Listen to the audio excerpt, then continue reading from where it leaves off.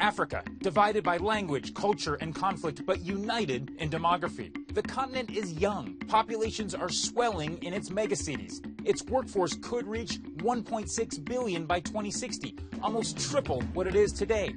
In that time, Africa's economy could grow even more dramatically, from 1.7 trillion to over 15 trillion. That's an increase in per capita GDP from $1,600 to $5,600. Impressive growth, but for reference, it's just a third of today's income in South Korea.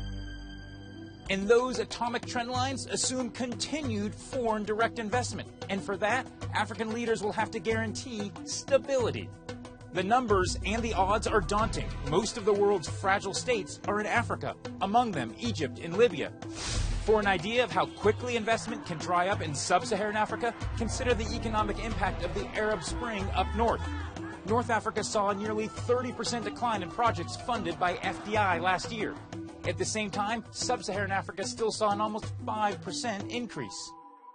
Perhaps Nigeria, home to 1 in 5 Africans and poised to pass the U.S. in population by 2050, best represents the continent's hopes and its hazards. GDP could reach 1.4 trillion in 2030, but insurrections and violence could shave off hundreds of billions.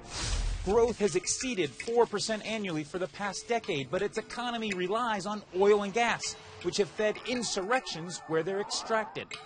And Boko Haram's kidnapping of hundreds of Nigerian schoolgirls in the north further fuels anxiety about the country's stability. And Nigeria is not the only country facing challenges with its extraction industry. There are 22 countries producing oil and gas in Africa today. In a decade, there'll be 45.